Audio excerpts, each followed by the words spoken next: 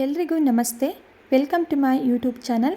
ಇವತ್ತಿನ ವಿಡಿಯೋದಲ್ಲಿ ಇನ್ಸ್ಟೆಂಟಾಗಿ ಒಂದು 15ರಿಂದ 20 ನಿಮಿಷದಲ್ಲಿ ಮಾಡ್ಕೋಬೋದಂತಾದ ಚಕ್ಲಿ ಮುರುಕು ಹಾಗೂ ಕೋಡ್ಬಳೆ ರೆಸಿಪಿನ ಶೇರ್ ಮಾಡ್ತಾ ಇದ್ದೀನಿ. ಬನ್ನಿ ಯಾವ ರೀತಿ ಮಾಡೋದು ಅಂತ ನೋಡ್ಕೊಳ್ಳೋಣ. ಮೊದಲು ನಾನಿಲ್ಲಿ ಚಕ್ಲಿ ಮುರುಕು ರೆಸಿಪಿನ ಶೇರ್ ಮಾಡ್ತಾ ಇದ್ದೀನಿ. ಬನ್ನಿ ಯಾವ ರೀತಿ ಮಾಡೋದು ಅಂತ ನೋಡೋಣ. ನಾನಿಲ್ಲಿ ಗ್ಯಾಸ್ ಸ್ಟವ್ನ ಆನ್ ಮಾಡಿ ಒಂದು ಫ್ರೈಯಿಂಗ್ ಪ್ಯಾನ್ ಇಟ್ಕೊಂಡು ಅರ್ಧ ಕಪ್ ಆಗೋಷ್ಟು ಅವಲಕ್ಕಿ ಹಾಗೆ ಅರ್ಧ ಕಪ್ ಆಗುವಷ್ಟು ಉರ್ಗಡ್ಲೆನ ಸೇರಿಸಿ ಲೋ ಟು ಮೀಡಿಯಂ ಫ್ಲೇಮಲ್ಲಿ ಉರ್ಗಡ್ಲೆ ಕ್ರಿಸ್ಪಿ ಆಗೋವರೆಗೂ ಇದನ್ನು ಚೆನ್ನಾಗಿ ಫ್ರೈ ಮಾಡ್ಕೊಳ್ತಾ ಇದ್ದೀನಿ. ಸೀದಿಸ್ಕೊಳ್ಳೋದಕ್ಕೆ ಹೋಗಬೇಡಿ, ಆದಷ್ಟು ಕಮ್ಮಿ ಊರಿನಲ್ಲಿ ಅವಲಕ್ಕಿ ಕ್ರಿಸ್ಪಿ ಆಗೋವರೆಗೂ ಇದನ್ನು ಚೆನ್ನಾಗಿ ಫ್ರೈ ಮಾಡ್ಕೊಳ್ಳೋಣ. 3ರಿಂದ 4 ನಿಮಿಷ ನಾನು ಕಮ್ಮಿ ಊರಿನಲ್ಲೇ ಅವಲಕ್ಕಿ ಕ್ರಿಸ್ಪಿ ಆಗೋವರೆಗೂ ಇದನ್ನು ಫ್ರೈ ಮಾಡ್ಕೊಂಡಿದ್ದೀನಿ. ಅವಲಕ್ಕಿನ ಈ ರೀತಿ ನಾವು ಕೈಯಿಂದ ಮುಟ್ಟಿದ್ರೆ ಕಟ್ ಆಗಬೇಕು, ಅಷ್ಟು ಕ್ರಿಸ್ಪಿ ಆಗಿರಬೇಕು. ಈಗ ಗ್ಯಾಸ್ ಸ್ಟವ್ನ ಆಫ್ ಮಾಡಿ ಇದನ್ನು ಕಂಪ್ಲೀಟ್ ಆಗಿ ತಣ್ಣಗಾಗಲಿಕ್ಕೆ ಬಿಟ್ಟು, ತಣ್ಣಗಾಗಿದ ನಂತರ ನಾನು ಇದನ್ನು ಒಂದು ಮಿಕ್ಸರ್ ಜಾರ್ಗೆ ಸೇರಿಸ್ಕೊಳ್ತಾ ಇದ್ದೀನಿ. ನಂತರ ಇದನ್ನು ಎಷ್ಟು ನೈಸಾಗಿ ಪೌಡರ್ ಮಾಡಲಿಕ್ಕೆ ಸಾಧ್ಯನೋ ಅಷ್ಟು ನೈಸಾಗಿ ಇದನ್ನು ಪೌಡರ್ ಮಾಡ್ಕೋಬೇಕಾಗುತ್ತೆ. ಬೈ ಮಿಸ್ ಇದನ್ನು ನೀವೇನಾದರೂ ನೈಸಾಗಿ ಪೌಡರ್ ಮಾಡ್ಕೊಂಡಿಲ್ಲ ಅಂತ ಹೇಳಿದ್ರೆ ಒಮ್ಮೆ ಇದನ್ನು ಜರಡಿ ಮಾಡಿಕೊಂಡು ತಗೊಳ್ಳಿ. ಈಗ ಪೌಡರ್ ಮಾಡಿಟ್ಕೊಂಡಿರುವಂತಹ ಅವಲಕ್ಕಿ ಹಾಗೂ ಉರ್ಗಡ್ಲೆ ಪೌಡರ್ನ ಒಂದು ಮಿಕ್ಸಿಂಗ್ ಬೌಲ್ಗೆ ಸೇರಿಸ್ಕೊಳ್ತಾ ಇದ್ದೀನಿ. ಮಿಕ್ಸಿಂಗ್ ಬೌಲ್ಗೆ ಸೇರಿಸಿದ ನಂತರ ಇದಕ್ಕೆ 1 ಕಪ್ ಆಗುವಷ್ಟು ಅಕ್ಕಿ ಹಿಟ್ಟನ್ನು ಸೇರಿಸ್ಕೊಳ್ತಾ ಇದ್ದೀನಿ. ಇದ್ರ ಜೊತೆಗೆ ಅರ್ಧ ಟೀ ಸ್ಪೂನ್ ಆಗುವಷ್ಟು ಕಾಳು ಮೆಣಸಿನ ಪುಡಿ, ಅರ್ಧ ಟೀ ಸ್ಪೂನ್ ಆಗುವಷ್ಟು ಚಿಲ್ಲಿ ಪೌಡರ್, 1 ಟೀ ಸ್ಪೂನ್ ಆಗುವಷ್ಟು ಬಿಳಿ ಎಳ್ಳು, ನೀವಿಲ್ಲಿ ಕಪ್ಪೆಳ್ಳನ್ನು ಸಹ ಸೇರಿಸ್ಕೋಬೋದು, ರುಚಿಗೆ ತಕ್ಕಷ್ಟು ಉಪ್ಪು, ಇಷ್ಟನ್ನು ಸೇರಿಸಿ ಒಮ್ಮೆ ಇದನ್ನು ಎಲ್ಲ ಪದಾರ್ಥಗಳು ಚೆನ್ನಾಗಿ ಮಿಕ್ಸ್ ಆಗೋ ರೀತಿ ಡ್ರೈ ಮಿಕ್ಸ್ ಮಾಡ್ಕೊಳ್ಳೋಣ. ನಂತರ ಇದಕ್ಕೆ ಸ್ವಲ್ಪನೇ ಉಗುರು ಬೆಚ್ಚಗಿನ ನೀರನ್ನು ಸೇರಿಸಿ ಚಪಾತಿ ಹಿಟ್ಟಿಗಿಂತ ಇದನ್ನು ಸಾಫ್ಟಾಗಿ ಕಲಿಸ್ಕೋಬೇಕಾಗುತ್ತೆ. ಇದನ್ನು ಕಲಿಸ್ಬೇಕಾದ್ರೆ ಮಧ್ಯದಲ್ಲಿ 1 ಟೇಬಲ್ ಸ್ಪೂನ್ ಆಗುವಷ್ಟು ಎಣ್ಣೆನ ಸೇರಿಸಿ ಮಿಕ್ಸ್ ಮಾಡ್ಕೊಳ್ತಾ ಇದ್ದೀನಿ. ಈ ರೀತಿ ಎಣ್ಣೆನ ಸೇರಿಸಿ ಮಿಕ್ಸ್ ಮಾಡ್ಕೊಳ್ಳೋದ್ರಿಂದ ಹಿಟ್ಟು ಒಳ್ಳೆ ಬೈಂಡಿಂಗ್ ಬರುತ್ತೆ. ಈಗ ನಾನಿಲ್ಲಿ ಚಕ್ಲಿ ಮುರುಕನ್ನ ಮಾಡೋದಕ್ಕೆ ಈ ರೀತಿ ಪ್ಲೇಟ್ನ ಯೂಸ್ ಮಾಡ್ತಾ ಇದ್ದೀನಿ. ನಿಮಗೆ ಯಾವ ಶೇಪಲ್ಲಿ ಬೇಕು ಆ ಶೇಪಲ್ಲಿ ಈ ಚಕ್ಲಿ ಮುರುಕನ್ನ ರೆಡಿ ಮಾಡ್ಕೋಬೋದು. ನೋಡಿ, ನಾನಿಲ್ಲಿ ಚಕ್ಲಿ ಮಿಷಿನ್ಗೆ ಸ್ವಲ್ಪ ಎಣ್ಣೆನ ಅಪ್ಲೈ ಮಾಡಿಕೊಂಡು ರೆಡಿ ಮಾಡಿಟ್ಕೊಂಡಿರುವಂತಹ ಚಕ್ಲಿ ಹಿಟ್ಟೇನಿದೆ ಅದನ್ನು ನಾನಿಲ್ಲಿ ಚಕ್ಲಿ ಮಿಷಿನ್ಗೆ ಸೇರಿಸ್ಕೊಳ್ತಾ ಇದ್ದೀನಿ. ನಿಮಗೆ ಎಷ್ಟು ಅವಶ್ಯಕತೆ ಇದೆಯೋ ಅಷ್ಟು ಹಿಟ್ಟನ್ನು ಸೇರಿಸಿ ಉಳಿದಿರುವಂತಹ ಹಿಟ್ಟನ್ನು ಒಂದು ಪ್ಲೇಟಿಂದ ಕವರ್ ಮಾಡಿರಿ, ಹಿಟ್ಟು ಆರಬಾರ್ದು. ಈಗ ನಾವಿಲ್ಲಿ ಎಣ್ಣೆಗೆ ಮುರುಕು ರೆಸಿಪಿನ ಸೇರಿಸ್ಕೊಳ್ಳೋಣ. ಈ ಕಡೆ ನಾನಿಲ್ಲಿ ಎಣ್ಣೆನೂ ಸಹ ಬಿಸಿಯಾಗಲಿಕ್ಕೆ ಇಟ್ಟಿದ್ದೆ. ಎಣ್ಣೆನೂ ಕೂಡ ಈಗ ಬಿಸಿಯಾಗಿದೆ. ನೋಡಿ, ಈ ರೀತಿ ನಾನಿಲ್ಲಿ ಚಕ್ಲಿ ಮುರುಕನ್ನು ಎಣ್ಣೆಗೆ ಸೇರಿಸ್ಕೊಳ್ತಾ ಇದ್ದೀನಿ. ಇದೇ ಶೇಪ್ನಲ್ಲಿ ಮಾಡ್ಕೋಬೇಕು ಅಂತೇನಿಲ್ಲ, ನಿಮಗೆ ಯಾವ ಶೇಪಲ್ಲಿ ಇಷ್ಟ ಆಗುತ್ತೆ ಆ ಶೇಪಲ್ಲಿ ಈ ಚಕ್ಲಿ ಮುರುಕನ್ನ ರೆಡಿ ಮಾಡ್ಕೋಬೋದು. ಫೈನಲಿ ನಾನಿಲ್ಲಿ ಎಣ್ಣೆ ಎಷ್ಟು ಇಡಿಸುತ್ತೋ ಅಷ್ಟು ಚಕ್ಲಿ ಮುರುಕನ್ನು ಸೇರಿಸ್ಕೊಂಡಿದ್ದೀನಿ. ಹಾಗೆ ಈ ಹಿಟ್ಟನ್ನು ಎಣ್ಣೆಗೆ ಸೇರಿಸಿದ ತಕ್ಷಣ ಅದನ್ನು ಕದಲಿಸೋದಕ್ಕೆ ಹೋಗಬಾರ್ದು. 1 ನಿಮಿಷ ಬಿಟ್ಟು ಅದನ್ನು ತಿರುಗಿಸ್ಕೊಂಡು ಮೀಡಿಯಂ ಫ್ಲೇಮಲ್ಲಿಟ್ಟು ಕ್ರಿಸ್ಪಿಯಾಗಿ ಕಲರ್ ಚೇಂಜ್ ಆಗೋವರೆಗೂ ಇದನ್ನು ಫ್ರೈ ಮಾಡ್ಕೋಬೇಕಾಗುತ್ತೆ. ಆದಷ್ಟು ಕಮ್ಮಿ ಊರಿನಲ್ಲೇ ಇದನ್ನು ಫ್ರೈ ಮಾಡಿಕೊಂಡ್ರೆ ಮುರುಕು ರೆಸಿಪಿ ತುಂಬಾ ಕ್ರಿಸ್ಪಿಯಾಗಿ ಬರುತ್ತೆ. ನೋಡಿ, ಈಗ ಇದು ಆಗಿದೆ. ಒಂದು 3ರಿಂದ 4 ನಿಮಿಷದಲ್ಲೆಲ್ಲ ಇದು ಚೆನ್ನಾಗಿ ಬೆಂದ್ಕೊಳ್ಳುತ್ತೆ. ಈಗ ಕಲರ್ ಕೂಡ ಚೇಂಜ್ ಆಗಿದೆ. ಇದನ್ನು ನಾನಿಲ್ಲಿ ಒಂದು ಪ್ಲೇಟ್ಗೆ ತೆಗೆದಿಟ್ಕೊಳ್ತಾ ಇದ್ದೀನಿ. ಅದೇ ರೀತಿ ನಾನಿಲ್ಲಿ ಉಳಿದಿರುವಂತಹ ಹಿಟ್ಟನ್ನೆಲ್ಲ ಸೇರಿಸಿ ಮುರುಕು ರೆಸಿಪಿನ ಚೆನ್ನಾಗಿ ಫ್ರೈ ಮಾಡಿಕೊಂಡು ತೆಗೆದಿಟ್ಕೊಳ್ತಾ ಇದ್ದೀನಿ. ಸೊ ಒಂದ್ಸಲ ನೀವು ಈ ರೆಸಿಪಿನ ಟ್ರೈ ಮಾಡಿ ನೋಡಿ. ಮಕ್ಕಳು ತುಂಬಾ ಇಷ್ಟಪಟ್ಟು ತಿಂತಾರೆ. ಹೊರಗಡೆ ಮಕ್ಕಳಿಗೆ ಸ್ನ್ಯಾಕ್ಸ್ ಕೊಡಿಸೋದಕ್ಕಿಂತ ಈ ರೀತಿ ಮನೆಯಲ್ಲೇ ಹೈಜೆನಿಕ್ ಆಗಿ ಮಾಡಿಕೊಡ್ಬೋದು. ಟೇಸ್ಟ್ ಅಂತೂ ಸೂಪರಾಗಿರುತ್ತೆ. ನೀವು ಹೊರಗಡೆ ಏನು ಮುರುಕು ರೆಸಿಪಿನ ತಿಂದಿರ್ತೀರಾ ಅದಕ್ಕಿಂತಲೂ ಸೂಪರಾಗಿರುತ್ತೆ. ಒಂದ್ಸಲ ಟ್ರೈ ಮಾಡಿ ನೋಡಿ.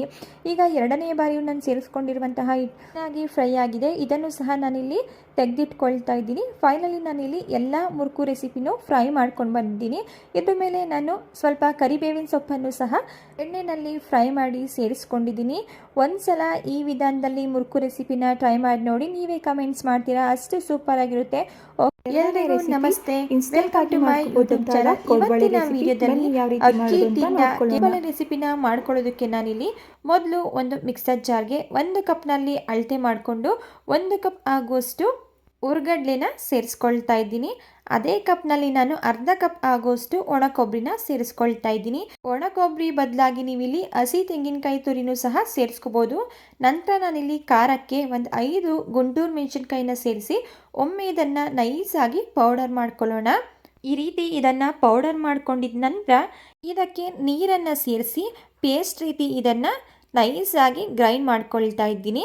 ಹುರ್ಗಡ್ಲೆ ಹಾಗೂ ಕೊಬ್ಬರಿ ಜೊತೆ ನೀರನ್ನು ಸೇರಿಸಿ ಮೊದಲೇ ಇದನ್ನು ಗ್ರೈಂಡ್ ಮಾಡಿಕೊಂಡ್ರೆ ಅಷ್ಟು ನೈಸ್ ಆಗೋದಿಲ್ಲ. ಮೊದಲು ಅದನ್ನು ಪೌಡರ್ ಮಾಡಿಕೊಂಡು ನಂತರ ನೀರನ್ನು ಸೇರಿಸಿ ಈ ರೀತಿ ಪೇಸ್ಟನ್ನು ರೆಡಿ ಮಾಡಿ ಇಟ್ಕೋಬೇಕಾಗುತ್ತೆ. ಈಗ ಇದು ಆಗಿದೆ, ಪಕ್ಕಕ್ಕೆ ಇಟ್ಕೊಳ್ಳೋಣ. ನೆಕ್ಸ್ಟ್ ನಾನಿಲ್ಲಿ ಒಂದು ಪ್ಯಾನ್ ಇಟ್ಕೊಂಡಿದ್ದೀನಿ. ಪ್ಯಾನ್ ಬಿಸಿ ಆಗಿದ ನಂತರ ಇದಕ್ಕೆ 1 ಟೇಬಲ್ ಸ್ಪೂನ್ ಆಗುವಷ್ಟು ಬೆಣ್ಣೆನ ಸೇರಿಸ್ಕೊಳ್ತಾ ಇದ್ದೀನಿ. ಬೆಣ್ಣೆ ಮೆಲ್ಟ್ ಆಗಿದ ನಂತರ ಇದಕ್ಕೆ ಅರ್ಧ ಕಪ್ ಆಗೋಷ್ಟು ನಾನಿಲ್ಲಿ ಚಿರೋಟಿ ರವೆನ ಸೇರಿಸ್ಕೊಂಡು ಲೋ ಫ್ಲೇಮಲ್ಲಿ ಇದನ್ನು ಒಂದು 2 ನಿಮಿಷ ಚೆನ್ನಾಗಿ ಫ್ರೈ ಮಾಡ್ಕೊಳ್ತಾ ಇದ್ದೀನಿ. ನಾವಿಲ್ಲಿ ಸೇರಿಸಿರುವಂತಹ ಬೆಣ್ಣೆನಲ್ಲಿ ರವೆನ ಕಮ್ಮಿ ಉರಿನಲ್ಲಿ ಒಂದು 2 ನಿಮಿಷ ಫ್ರೈ ಮಾಡ್ಕೊಳ್ತಾ ಇದ್ದೀನಿ. ನಂತರ ಇದಕ್ಕೆ ನಾನು 2 ಟೇಬಲ್ ಸ್ಪೂನ್ ಆಗೋಷ್ಟು ಮೈದಾ ಹಿಟ್ಟನ್ನು ಸೇರಿಸ್ಕೊಳ್ತಾ ಇದ್ದೀನಿ.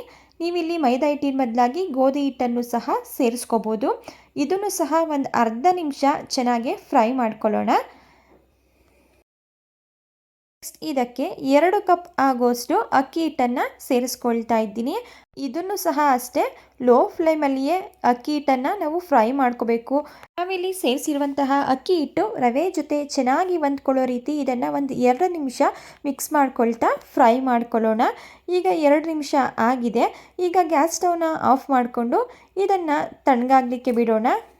ಒಂದು ಮಿಕ್ಸಿಂಗ್ ಬೌಲ್ಗೆ ಸೇರಿಸಿ ನಾನು ಇದನ್ನು ತಣ್ಣಗಾಗಲಿಕ್ಕೆ ಬಿಟ್ಟಿದ್ದೆ. ಈಗ ಇದು ತಣ್ಣಗಾಗಿದೆ.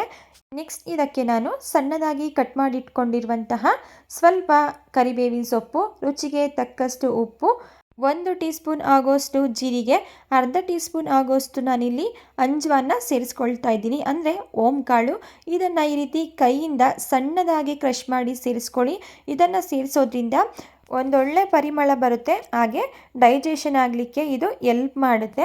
ಇದನ್ನೆಲ್ಲ ಸೇರಿಸಿದ ನಂತರ ಒಮ್ಮೆ ಇದನ್ನು ನೀಟಾಗಿ ಮಿಕ್ಸ್ ಮಾಡಿಕೊಂಡು ನಾವು ಮಿಕ್ಸಿನಲ್ಲಿ ಗ್ರೈಂಡ್ ಮಾಡಿಟ್ಕೊಂಡಿರುವಂತಹ ಹುರ್ಗಡ್ಲೆ ಹಾಗೂ ಕೊಬ್ಬರಿ ಪೇಸ್ಟನ್ನು ಇದಕ್ಕೆ ಸೇರಿಸ್ಕೊಳ್ತಾ ಇದ್ದೀನಿ. ಹುರ್ಗಡ್ಲೆ ಹಾಗೂ ಕೊಬ್ಬರಿ ಪೇಸ್ಟನ್ನು ಸೇರಿಸಿದ ನಂತರ ಅಕ್ಕಿ ಹಿಟ್ಟಿನ ಜೊತೆ ಚೆನ್ನಾಗಿ ಈ ಪೇಸ್ಟು ಹೊಂದ್ಕೋಬೇಕು. ಆ ರೀತಿ ಇದನ್ನು ಚೆನ್ನಾಗಿ ಮಿಕ್ಸ್ ಮಾಡ್ಕೊಳ್ಳೋಣ. ಮಿಕ್ಸ್ ಮಾಡ್ಕೊಂಡಿದ ನಂತರ ನಾನು ಇದಕ್ಕೆ ಸ್ವಲ್ಪನೇ ನೀರನ್ನು ಸೇರಿಸ್ಕೊಂಡು ಮಿಕ್ಸ್ ಮಾಡ್ಕೊಳ್ತಾ ಇದ್ದೀನಿ. ನಾನಿಲ್ಲಿ ಹುರ್ಗಡ್ಲೆ ಪೇಸ್ಟ್ನ ಗ್ರೈಂಡ್ ಮಾಡಿ ಇಟ್ಕೊಂಡಿರುವಂತಹ ಮಿಕ್ಸರ್ ಜಾರ್ಗೆ ಸ್ವಲ್ಪ ನೀರನ್ನು ಸೇರಿಸಿ ಆ ನೀರನ್ನು ನಾನಿಲ್ಲಿ ಸೇರಿಸಿ ಮಿಕ್ಸ್ ಮಾಡ್ಕೊಳ್ತಾ ಇದ್ದೀನಿ. ಸ್ವಲ್ಪನೇ ನೀರನ್ನು ಸೇರಿಸಿ ನಾವು ಚಪಾತಿ ಹಿಟ್ಟಿನ ರೀತಿ ಇದನ್ನು ಮಿಕ್ಸ್ ಮಾಡಿ ಇಟ್ಕೋಬೇಕಾಗುತ್ತೆ. ನೋಡಿ, ಚಪಾತಿ ಹಿಟ್ಟಿನಷ್ಟು ಸಾಫ್ಟಾಗಿ ಇದನ್ನು ಕಲಿಸ್ಕೊಳ್ಳೋದು ಬೇಡ, ಹಿಟ್ಟು ಸ್ವಲ್ಪ ಗಟ್ಟಿಯಾಗೇ ಇರಲಿ. ನೋಡಿ, ಈ ರೀತಿ ನೀವು ವಿಡಿಯೋದಲ್ಲಿ ನೋಡ್ತಾ ಇದ್ದೀರಲ್ವಾ. ಈಗ ಕೋಡ್ಬಳೆ ಮಾಡೋದಕ್ಕೆ ಹಿಟ್ಟು ರೆಡಿ ಆಯಿತು. ಈಗ ನಾನಿಲ್ಲಿ ರೆಡಿಯಾಗಿರುವಂತಹ ಹಿಟ್ಟಿನಲ್ಲಿ ಸ್ವಲ್ಪ ಹಿಟ್ಟನ್ನು ತೆಕ್ಕೊಂಡು ಈ ರೀತಿ ಹಿಟ್ಟನ್ನು ಕೈಯಿಂದ ನಾದ್ಕೊಂಡು ನಾನಿಲ್ಲಿ ಕೋಡಂಬಳೆನ ರೆಡಿ ಮಾಡ್ಕೊಳ್ತಾ ಇದ್ದೀನಿ. ಕೋಡಂಬಳೆ ಶೇಪ್ ಮಾಡ್ಕೊಳ್ಳೋದು ತುಂಬಾ ಈಸಿ, ಆಲ್ಮೋಸ್ಟ್ ಎಲ್ರಿಗೂ ಗೊತ್ತಿರುತ್ತೆ. ಯಾವ ಸೈಜ್ನಲ್ಲಿ ಬೇಕೋ ಆ ಸೈಜ್ನಲ್ಲಿ ನಾವು ಹಿಟ್ಟನ್ನು ಕೈಯಿಂದ ನಾದ್ಕೊಂಡು ಈ ರೀತಿ ಹಿಟ್ಟನ್ನು ಕಟ್ ಮಾಡಿ ಈ ರೀತಿ ರೌಂಡ್ ಮಾಡಿ ಜಾಯಿಂಟ್ ಮಾಡಿಕೊಂಡ್ರೆ ಆಯಿತು. ಇದು ರೆಡಿ ಆಗಿಬಿಡುತ್ತೆ. ಫೈನಲಿ ನಾನಿಲ್ಲಿ ಎಲ್ಲ ಇದೇ ರೀತಿ ರೆಡಿ ಮಾಡಿ ಇಟ್ಕೊಂಡು ಒಂದು ಪ್ಲೇಟ್ಗೆ ಸೇರಿಸ್ಕೊಂಡಿದ್ದೀನಿ. ಈ ಕಡೆ ನಾನು ಎಣ್ಣೆನೂ ಸಹ ಬಿಸಿಯಾಗಲಿಕ್ಕೆ ಇಟ್ಟಿದ್ದೆ. ಎಣ್ಣೆನೂ ಸಹ ಈಗ ಬಿಸಿಯಾಗಲಿದೆ. ಎಣ್ಣೆನ ಮೀಡಿಯಮ್ ಫ್ಲೇಮಲ್ಲಿ ಮೀಡಿಯಮ್ ಆಗಿ ಹೀಟ್ ಮಾಡಿಕೊಂಡ್ರೆ ಸಾಕು. ಈಗ ರೆಡಿಯಾಗಿರುವಂತಹ ಕೋಡ್ಬಳೆ ಪೀಸಸ್ಗಳನ್ನ ನಾನು ಎಣ್ಣೆಗೆ ಸೇರಿಸಿ ಆದಷ್ಟು ಕಮ್ಮಿ ಉರಿನಲ್ಲಿ ಇದನ್ನು ಫ್ರೈ ಮಾಡ್ಕೊಳ್ತಾ ಇದ್ದೀನಿ. ಹಾಗೆ ಇದನ್ನು ಎಣ್ಣೆಗೆ ಸೇರಿಸಿದ ತಕ್ಷಣ ಕದಲಿಸೋದಕ್ಕೆ ಹೋಗಬಾರ್ದು. ಕೋಡಂಬಳೆ ಸ್ವಲ್ಪ ಬೆಂದಿದ ನಂತರ ಅದು ಮೇಲೆ ಬರುತ್ತೆ. ನಂತರ ಇದನ್ನು ತಿರುಗಿಸ್ಕೊಂಡು ಮೀಡಿಯಮ್ ಟು ಲೋ ಫ್ಲೇಮಲ್ಲಿ ಕಲರ್ ಚೇಂಜ್ ಆಗೋವರೆಗೂ ಇದನ್ನು ಫ್ರೈ ಮಾಡ್ಕೊಳ್ಳೋಣ. ಇಲ್ಲಿ ಕಮ್ಮಿ ಊರಿನಲ್ಲಿ ಫ್ರೈ ಮಾಡಿಕೊಂಡ್ರೆ ಕೋಡಂಬಳೆ ತುಂಬ ಕ್ರಿಸ್ಪಿಯಾಗಿ ಹಾಗೆ ನೋಡೋದಕ್ಕೂ ಕೂಡ ತುಂಬ ಕಲರ್ಫುಲ್ ಆಗಿರುತ್ತೆ. ನೀವೇನಾದರೂ ಇನ್ಸ್ಟೆಂಟಾಗಿ ಕೋಡ್ಬಳೆನ ಮಾಡಬೇಕು ಅಂತಿದ್ರೆ ಖಂಡಿತ ಈ ವಿಧಾನದಲ್ಲಿ ಒಂದ್ಸಲ ಟ್ರೈ ಮಾಡಿ ನೋಡಿ. ಈಗ ಇದು ಆಗಿದೆ. ನೀವಿಲ್ಲಿ ನೋಡ್ತಾ ಇರ್ಬೋದು, ಬಬಲ್ಸ್ ಕೂಡ ಕಮ್ಮಿ ಆಗಿದೆ, ಕಂಪ್ಲೀಟಾಗಿ ಇದು ಬೆಂದಿದೆ. ನೋಡಿ, ಈ ರೀತಿ ಸ್ವಲ್ಪ ಗೋಲ್ಡನ್ ಕಲರ್ ಆದರೆ ಸಾಕು. ಇದು ಆರಿದ ಮೇಲೆ ಇನ್ನೂ ಕಲರ್ ಬರುತ್ತೆ. ನೋಡಿ, ಕಂಪ್ಲೀಟಾಗಿ ನಾವು ಇದನ್ನು ಬ್ರೌನ್ ಕಲರ್ ಆಗೋವರೆಗೂ ಬೇಯಿಸ್ಕೊಳ್ಳೋಕೆ ಹೋದರೆ ಅದು ಸೀದೋಗಿಬಿಡುತ್ತೆ. ಇಷ್ಟು ಕಲರ್ ಆದರೆ ಸಾಕು. ಅದೇ ರೀತಿ ನಾನಿಲ್ಲಿ ಉಳಿದಿರುವಂತಹ ಕೋಡ್ಬಳೆಗಳನ್ನ ಎಣ್ಣೆಗೆ ಸೇರಿಸಿ ಕಮ್ಮಿ ಊರಿನಲ್ಲಿ ಕಲರ್ ಚೇಂಜ್ ಆಗೋವರೆಗೂ ಫ್ರೈ ಮಾಡಿ ತೆಗೆದಿಟ್ಕೊಳ್ತಾ ಇದ್ದೀನಿ. ಸಂಜೆ ಟೈಮಲ್ಲಿ ಅಥವಾ ಮಕ್ಕಳು ಸ್ಕೂಲಿಂದ ಬಂದಾಗ ತಿನ್ನೋದಕ್ಕೆ ಒಳ್ಳೆ ಸ್ನ್ಯಾಕ್ಸ್ ರೆಸಿಪಿ ಇದು. ಓಕೆ ಫ್ರೆಂಡ್ಸ್, ನಾನೀಗ ರೆಡಿಯಾಗಿರುವಂತಹ ಕೋಡ್ಬಳೆ ರೆಸಿಪಿನ ಒಂದು ಪ್ಲೇಟ್ಗೆ ಸರ್ವ್ ಮಾಡ್ಕೊಳ್ತಾ ಇದ್ದೀನಿ. ತುಂಬಾ ಕ್ರಿಸ್ಪಿಯಾಗಿ ಬಂದಿರುತ್ತೆ. ಟ್ರೈ ಮಾಡಿ ನೋಡಿ. ಓಕೆ ಫ್ರೆಂಡ್ಸ್, ಇವತ್ತಿನ ಇನ್ಸ್ಟಂಟ್ ಕೋಡ್ಬಳೆ ರೆಸಿಪಿ ನಿಮಗೆ ಇಷ್ಟ ಆಗಿದೆ ಅಂತ ಭಾವಿಸ್ತಾ ಇದ್ದೀನಿ. ಇಷ್ಟ ಆಗಿದ್ದರೆ ರೆಸಿಪಿಗೆ ಒಂದು ಲೈಕ್ ಮಾಡಿ. ಇದೇ ರೀತಿ ಸಿಂಪಲ್ ಹಾಗೂ ಈಸಿ ರೆಸಿಪಿಗಳು ನಿಮಗೆ ಬೇಕು ಅಂದರೆ ದಯವಿಟ್ಟು ಚಾನಲ್ನ ಸಬ್ಸ್ಕ್ರೈಬ್ ಮಾಡಿಕೊಂಡು ಚಾನಲ್ಗೆ ಸಪೋರ್ಟ್ ಮಾಡಿ. Thank you for watching. ಇದೇ ರೀತಿ ಮತ್ತೊಂದು ಹೊಸ ರೆಸಿಪಿಯೊಂದಿಗೆ ಮತ್ತೆ ಸಿಗೋಣ.